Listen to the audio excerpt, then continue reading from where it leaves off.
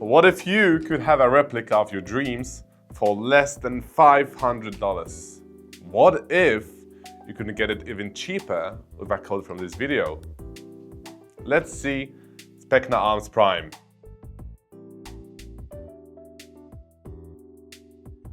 In today's episode, we've got the hottest premiere of 2024 on our hands, and that's the Specna Arms PRIME. This is the SA-P27, a new model with Daniel defense and risk-free front handguard. It's a novelty on the market. It comes with a brushless motor, but not all versions. Some of them actually come with a high torque one, and you have two choices when it comes to ETU. You can either get the Aster 2 from Gate, or you can stay with Specna Arms HAL ETU module, which of course is produced by the company itself. Now a little bit about Specna Arms. As you might know, we are pretty much the main distributor when it comes to Specna Arms products in the European Union, and we have the largest stock.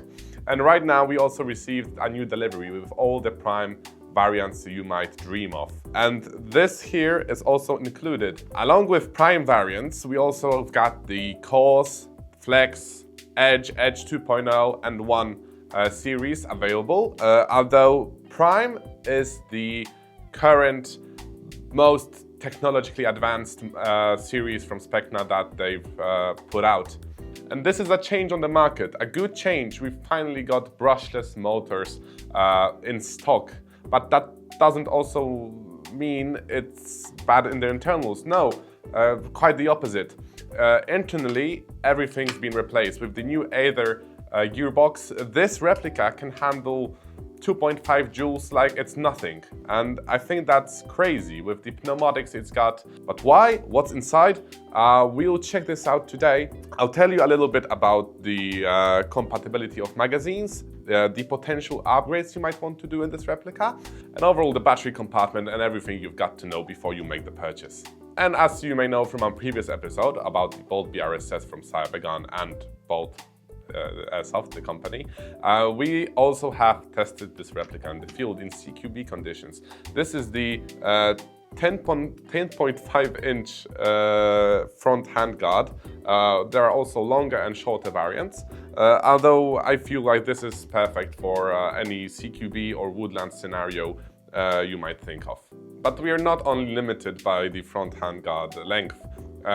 You can also pick different colors. For example, you can get it in Chaos Bronze or green. And if you haven't seen the green version out yet, that's because I've just told you about it before the premiere happens. Additionally, after this episode, as we did with the Bolt BRSS, we're gonna host a competition, but we'll get to that eventually. Okay, so Specna Arms PRIME. What do we get in the box? Inside, you will find two S-Mag mid-cap magazines.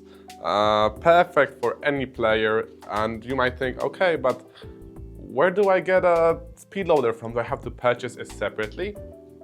No!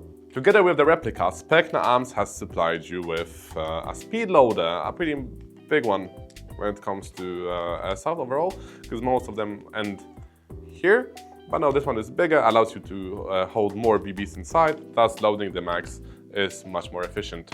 But you might think, okay, is that all? Is Specna Arms offering this? Only this? No! Specna Arms also includes two additional springs. So one of them is an M90, and if you're located in some country that has stricter rules about airsoft, such as the FPS or dual limit is lower, the M90 will be perfect. It will also be ideal for those who prefer CQB, as most limits for CQB are held within the M90's range. The spring mounted inside in stock should be about an M105, so a M105, and it's somewhere in between the M90 and the next spring that Specna offers in stock together with the box, which is perfect for woodland skirmishes. But if you're a fan of DMRs, then the M135 will be a perfect choice, about 2.4 joules if I'm correct on the chronograph. So this, together with the M135, it's a killer. And of course, thanks to the Aether gearbox, which has many improvements when it comes to its shell, the M135 or even harder springs will not be an issue for the Specna Arms PRIME. And if you're a fan of stickers, then stickers, the full offer, and a manual. Before we proceed to the internals, let's focus on externals. The external build quality, what's good in it, what I find lacking a bit, and overall impressions. As you might see, this replica already has some scratch marks here and there, because as you might know, this is field tested, and this replica has been field tested by me. Now, the model itself, this is the Specna Arms PRIME P27 with the hull installed. Externally, this replica is made from metal. Plastic parts made from polymer are the hand grip, the stock, what else? And I think that's actually it. I don't see any other piece made from polymer, so it's pretty much a fully metal replica. Unfortunately, this piece doesn't come in stock. The replica itself, when purchased, comes with a different barrel ending. Now, any and all barrel attachments can be attached with a 14mm thread, CCW. And if you'd like to mount anything on the front handguard, there is a M-lock rail here, and it's pretty much all around the front handguard except the upper part where we have a wrist 22mm rail Picatinny. If you'd like to mount anything such as a debow, some kind of flashlight, whatever you'd like to, you can mount it on the top. Although for the sides and the lower part, if you'd like to mount a grip or whatever you feel like you want to mount on your replica, you will need an external rail for that, wrist 22mm, or have the attachment itself be prepared to be mounted straight on a M-lock rail. Everything here works as it's intended. The selector moves pretty flawlessly. The magazine latch, of course, works perfectly, and the replica itself doesn't move. Or the only thing that wobbles is the buttstock, but still this is an issue that is existent in pretty much all airsoft replicas. You can't get rid of that in any model, not only from Specna Art, but also from SEMA, what else, Bolt Airsoft. The stock just simply wobbles. The grip doesn't move at all, neither does the front handguard. Here nothing, no. But before we remove the stock and I show you the switch, the T-Connect switch, and what batteries fit inside, I'll also show you other things that I maybe don't like so much, but they're also prominent in pretty much every model from every manufacturer. Now, one issue I have is bolt catch. The bolt catch is not functional. This is just for the looks, and as you might see here, to regulate the hop-up, you have to pull and hold it. And now, once it's being held, you can simply rotate, change the hop-up adjustment with the new Magnus hop-up unit. And once I release the lever, it simply goes back in place. But insider info, I know that Specna Arms is actually working on improving this problem. So primes in the future will perchance be mounted with a functional bolt catch. That will mean that once you pull this lever, it will actually stay in place, and to release it, you'll have to click the bolt catch to let it go, which is a great change. This is something that will make these replicas even better. I'm a big fanboy of Specna, but also some other brands, of course. So I'm very hyped for that. The stock itself can be adjusted in 6 different positions, letting you modify how you hold your replica in accordance to your liking. Let's take off the stock. So now that we took off the stock, let's see how the battery compartment looks like. Here we have a T-Connect connector, DINS, otherwise known. The most modern one when it comes to airsoft. Specna Arms has left Tamiya, small Tamiya, in the past. Let's move to T-Connect, everyone. Whoever's watching this from other companies, we need T-Connect. The original stock mounted on Prime models has actually a pretty large space when it comes to batteries. You don't need to fit everything inside here. No, not at all. If we take this off, which is fairly easy, then take this off, you can see we have those 3 holes where you are able to get any battery inside. We'll actually see what ones will fit. We have some sizes prepared, but you don't have to put everything in here. No, unless you change the stock to one that doesn't have those size free. Then of course you will have to limit yourself when it comes to the capacity of your batteries. So now that I took off the stock, let's actually mount it back to see how much battery space is inside. So now that we have some batteries prepared, let's see which ones will fit. We'll start off with the AK battery, the longest one, 1200 milliampere hours, and obviously it won't fit. When it's in the shortest setting, it won't fit. Although if we regulate the stock, the last setting, for example, fits perfectly. The smaller one, also the same capacity, although at 7.4, so it takes less space, as batteries with lesser voltage often are smaller. Also will fit perfectly. I won't even bother to plug it in, but you can see even on the smallest setting it fits. Perfect. Something different for now. This is an 11.1, also the same capacity, and as you might see, it's actually bigger. It's not only in two pieces, but also it's pretty much twice the size. And that also isn't a problem. And this is a battery I'd recommend, unless you can find yourself a 1500 milliampere hour one. But it also fits perfectly inside. It actually doesn't need to regulate the stock, you just simply get the cables inside and it should work just fine. But if you feel like that's not good, then one setting less. Moving on to 2000 milliampere hours, and I think this will be the last battery of bigger size that will fit. Exceeding over 2000 milliampere hours on an 11.1 won't fit inside the replica. Now, as I try to mount it, let's see if we will be able to keep it on the lowest setting. Yeah, it's not a problem as well. You can fold the cables in such a way that it will also be available to use on the first setting, the stock. But you can make it longer and perfect. Now, something I wanted to test out is 6000 milliampere hours. This is a Titan battery. It's actually a Li-ion battery, so it takes less space too. So let's see if these Li-ion batteries will fit inside. 6000 milliampere hours, that's so much. Fits perfectly in the left one. Let's see if I can fit it inside the buffer tube. Yes, of course. Now, they fit, but not perfectly. So as you might see, you need to get it on a different... No, actually they won't fit. No, oh my God. Yeah. Ah, no, they fit. They also fit perfectly. But anything other that is larger in size, longer, or whatever won't fit. So this is pretty much the last thing that you can fit inside if you want to have a lot of battery capacity. Let's talk about why the brushless motor inside a Specna Arms PRIME is pure awesomeness.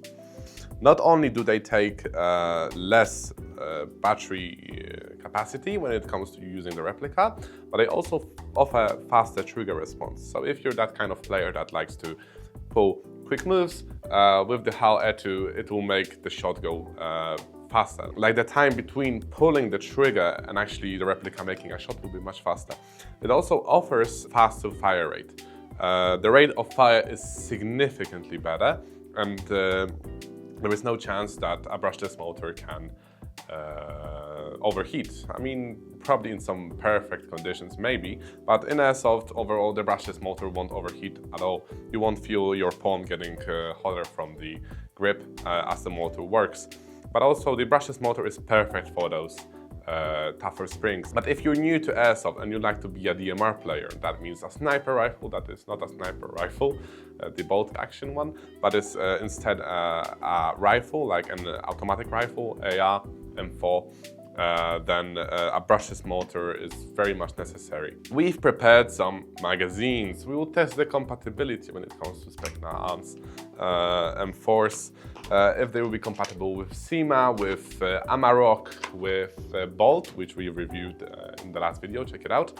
And we'll see which one will work best. Of course, naturally, the Specna Arms S-Mags will be your perfect choice because not only are they compatible, they are from the same company.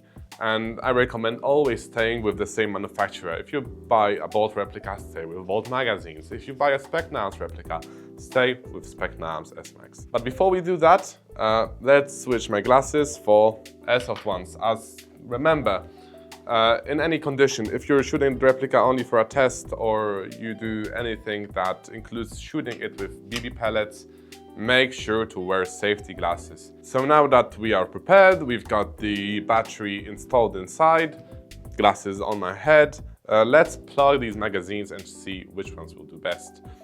We will measure that with not only me looking at the BB flying, but also with the tracer unit that will light up once the shot is fired. So if it lights up, the BB went out, the magazine works. If it didn't, sorry, the magazine is not compatible. Originally, I would aim through iron sights that are also included with the set. Now, unfortunately, because this replica has been field tested, I took them off to mount a hollow sight on there and make it lighter. So sorry, no iron sights here. We're gonna test everything you see from now on 0.2 gram BBs.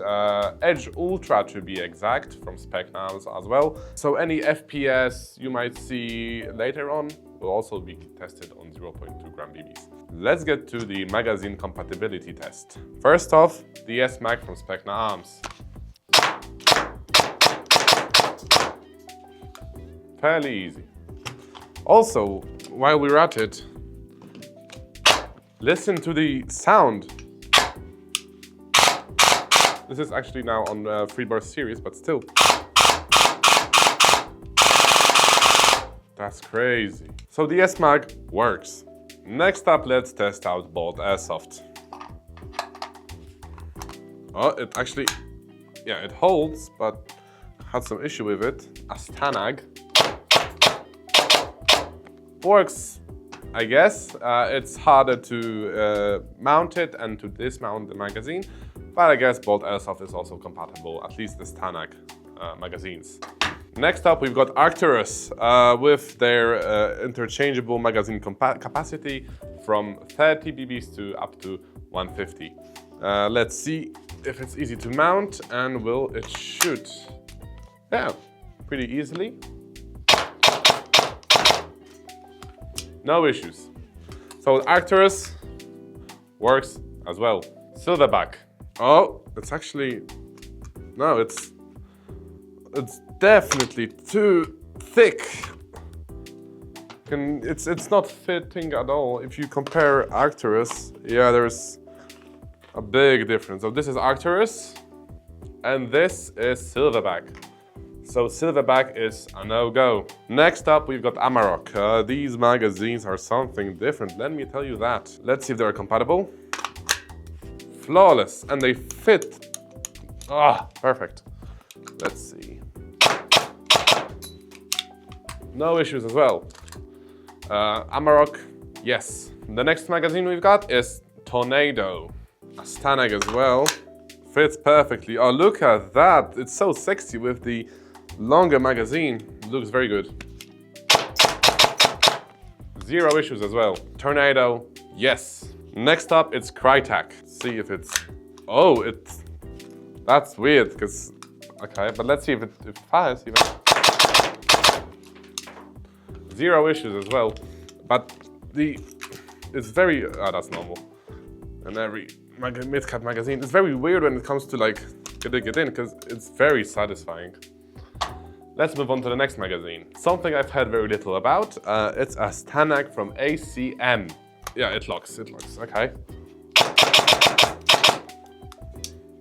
Zero issues. ACM, that's a yes. Let's see how PTS performs. Now, it's definitely thicker here, so I have some doubts, although zero issues. Specna, what's going on? At the end of BBs, but still. PTS, yes. Moving on to Sima. Stanag, flawless. As you might have seen, it also fires. We have very little BBs mounted inside, so that's why you might see like 2 shots at best, but it's not because they stopped feeding. No, we simply loaded very little BBs inside. Modify.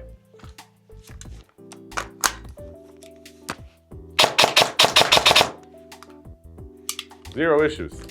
And the last magazine we've got prepared is ICS. Fits perfectly. All of these magazines are just, and also flawlessly fires. So to sum up what magazines will fit, that's Crytek, PTS, S-Mag from Specna Arms, Bolt S of ACM, Tornado, Modify, ICS, Cyma, Amarok and Arcturus will fit inside your Specna Arms Prime. Now, one magazine that won't fit that we've tested is unfortunately the silverback. It doesn't fit inside, it's too wide here. So if you have any silverback magazines and you'd like to mount them inside your Specna Arms replicas, you most likely need to pile them here, make them a bit thin. And in case you forgot about the giveaway about the replica, keep it in mind, keep watching. I'll tell you the rules at the end of this episode. Let's proceed to FPS testing. We've got this chronograph here with which we will see how much FPS does the replica produce. We are going to be testing, as mentioned, on 0.2 gram BBs from Specna Arms Edge Ultra with this S-Mag. So let's test out this replica on an M90 spring. That's what we've got installed. And after we change that to the stock one and the tougher one, the M135, I will also show you how the SA-2 system works. Because this replica has got a quick spring change system installed. The SA-2, the easiest to handle spring change system ever. And it also has been improved in the Prime variant, making it not only thicker on the walls, but also longer to prevent any failures when it comes to cracks in the body and whatnot. So let's see the M90 in action. Perfect for CQB, as I've mentioned. Let's see.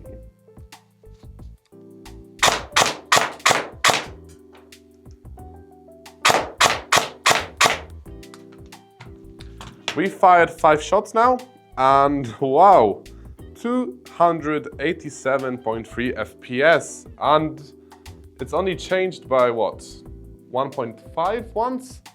I don't know if you'll be able to see that, but as you can see, the change between FPS is minimal. This is great, this is perfect actually. And if we fire once more,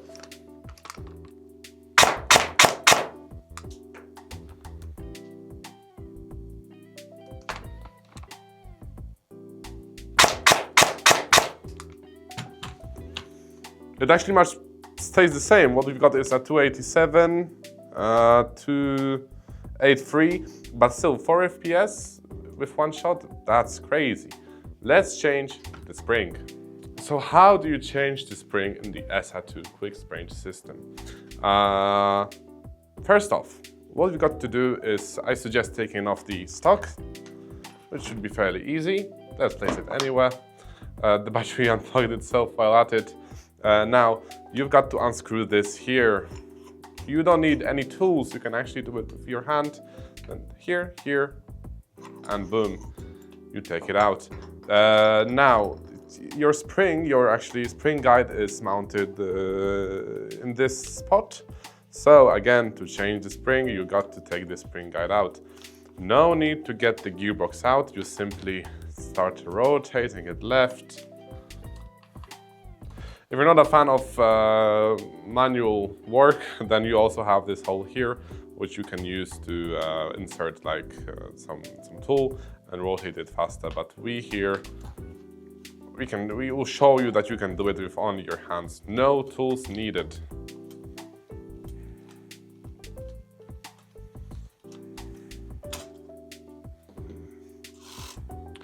We take the M90 out. So once you took out your previous spring, you want to just get the other one in place, like so. Then again, with your hand or tools, if you like it the faster way, you put it in, get to do it a bit like this, and then once more, rotate it right until the end. So now that you screwed it all the way up until the end, you get your cables like so. Put your cables inside the buffer tube, like so. Try to keep it, you rotate it a bit, around, I don't know, 30 degrees to the left. Rotate it again to have it back in place. And screw again. Once installed properly, won't move an inch, won't wobble, everything is fine. For the sake of testing, I won't put the stock in here, since that will just make it harder for me to change the springs efficiently. Although we don't need the stock to fully operate the replica overall. So let's get the chronograph out once more. And let's test the replica.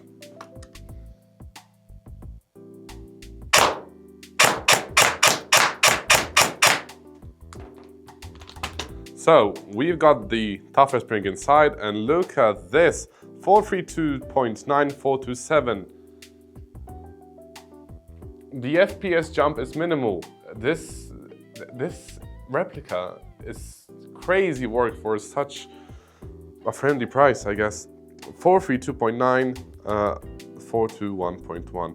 So that is about 1.74 joule when it comes to the replica's power.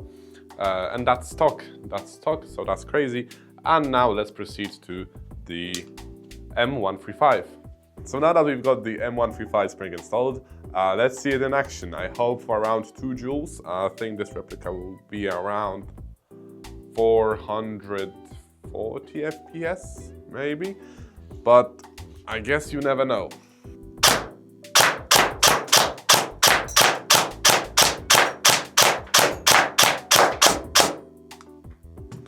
Okay, so we've got the results, and it's around 460 FPS. So that's 2 joules, 2.1 joule, as you can see here.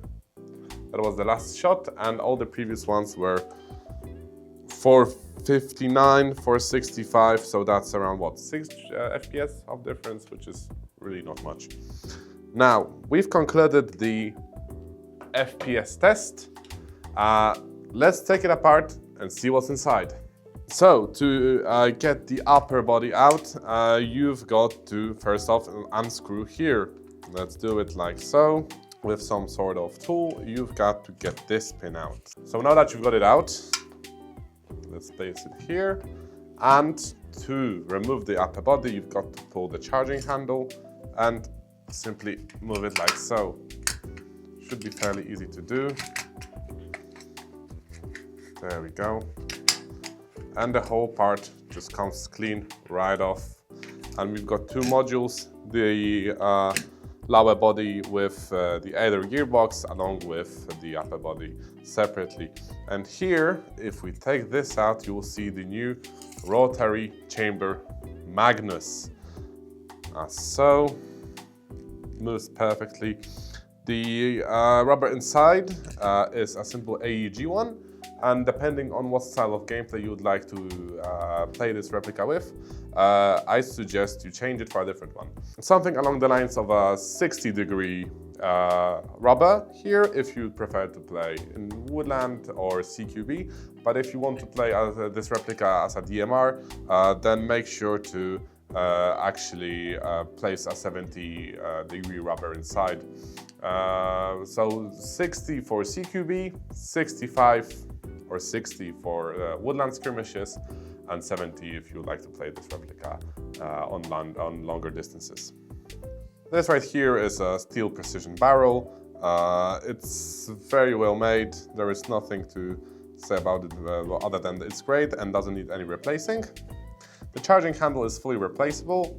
You can change it for a 5KU one or other you seem valuable to you. So for those AK fans who know that working on external parts might be an issue, here also some parts might need some filing. So some changing to the aftermarket charging handles and whatnot. Here the 14mm CCW thread on which you can mount silencers and whatnot. Other than that, that's it for the upper body. Now, the lower body. You can see it's licensed by Daniel Defense. You've got all the markings here, as well as here on the front guard, manufactured under license from Daniel Defense Incorporated. And here you can see the other gearbox. Let's take it out. To take out the gearbox, you've got to first unscrew your SA-2 system, as the spring guide in there will block the gearbox from escaping out of the lower body.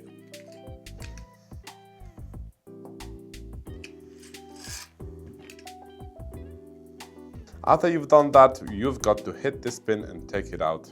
Once you've done that, there's one more pin you've got to take care of. It's right here above the trigger, right here near the sticker. Let's take the motor out and show you how the brushless one looks like inside. So what you see here is the Specna Arms brushless motor, which is installed inside the 27K high-speed dark matter. And let me tell you, once you start using a brushless motor, you never go back to those high torque ones. And after we've done the 3 pins, we've also got to take off the pistol grip. So with a plus or crossed screwdriver, we simply have got to remove 4 screws from the pistol grip. So it sounds too tiny, so we went a size bigger. So now that all the screws are out, we can take off the pistol grip like so. Make sure to do it lightly so you don't damage anything, any cables, nothing in there, especially that these two actually have their own place. If you look closely, each hole is made for a cable, the minus and the plus. Now, be aware of that, as cable placement when it comes to inserting the motor back is very much important. So make sure to check out how your motor and your cables are oriented, how they are placed, as you need to remember that later on to get the replica back into one basically. So now that we've got the pistol grip uninstalled, let's remove the gearbox. There we go. Watch out for those cables back there. They have to go through here. There we go. Lower body somewhere else. So the first change you see in the gearbox, the Aether gearbox made by Specna, is definitely the front part, the forehead of the gearbox. It's been not only reinforced with material, but also from what I know, it actually is a bit thicker.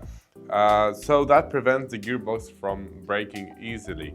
Now, the screws you see here, and overall, there are more than you usually see on normal V2 gearboxes. So that also is a change to implement way stronger springs to let the gearbox withhold such power. What's also interesting is the ability to check your pre-cocking. If it's on low, mid or high, there are special holes made here on the other side of the gearbox which are able to tell you in what setting you currently have your pre-cocking. Now, I'd also want to return back to the hop-up unit, the Magnus chamber. Now, this right here is a normal V2 standard as well. You will be able to exchange that if you'd like to, although it's pretty good, so I see no reason to switch. For example, for a max model one, although I recommend you to change the rubber. Do that. And that is also available on Gunfire. If you'd like to change your hop-up unit to a different one or change the rubber or nub in your hop-up, you can do that with our technicians. The service itself isn't expensive and it's well worth it. Give our technicians a chance. You still receive your 2 or 3-year warranty on the product. While I get this replica back in one piece, let me show you how I did with it during a CQB shootout. And if you're still wondering and thinking about the competition and how to get the SA-P27 of your choice for free, then make sure to stay a bit longer with us, because at the end of this video, we'll get back to it. So, without further ado, here is me wrecking everyone. No problem, like, didn't even try. So once more, Leszek here put a magic effect. Lewo, prawo, góry. Lewo, prawo. Lewo, prawo.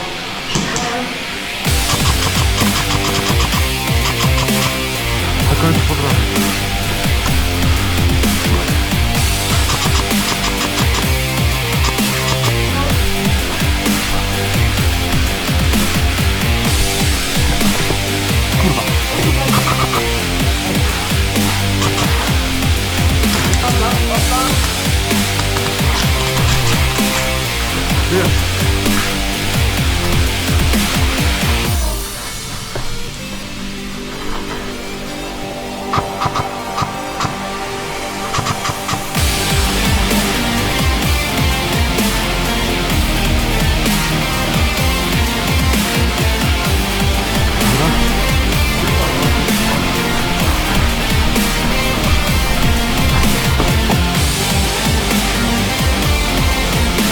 Trzy.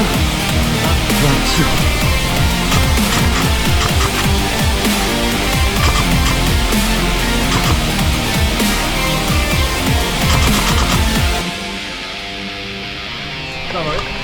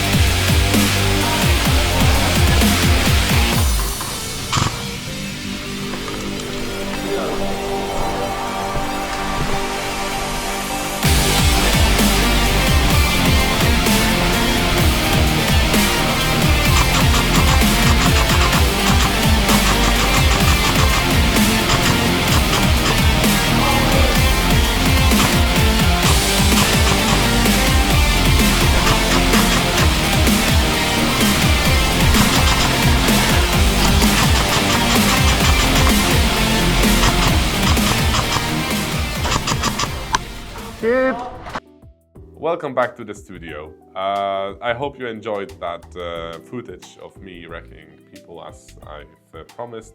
I unfortunately did not get this replica back into one piece as I simply didn't want to, and I was a bit lazy to do that.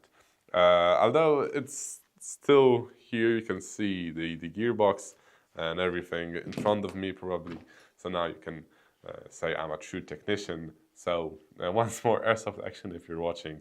I'm ready to receive the Technician of the Year award here. Now the part that most of you have been probably waiting for, the competition itself. To participate in it is quite easy. It's somewhat of a rhyme quest or perchance just a simple comment. Now to participate you have got to finish the sentence. The sentence being, I need a prime because, make sure to finish that sentence in the most creative way you can think of. And of course, similarly to the previous video, the bold BRSS, we'll pick the most creative answer and the most thoughtful one. The prize for your comment will be an SA-P27 of your choice. If you want it brushless, you've got brushless. If you want it with a casual unit or Haletu or Aster if it's available, then up to you. Any color that's available, we'll let you decide. Just make sure to look on gunfire.com if your model is currently available. And if you don't want to participate in a competition, although who wouldn't, or you would perchance want to have 2 replicas instead of 1, then we've prepared something special for you. We've got a promo code for the SA-P27, any model that is currently available, for up to 10%.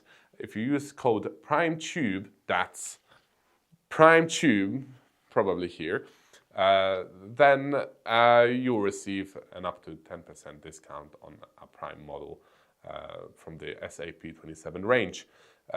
If you'd like to copy the code yourself, it will be down in the description. We've got everything behind us. If you've got any questions, make sure to ask us in the comments. We are here to answer, not me, but us, and we'll make sure to respond appropriately.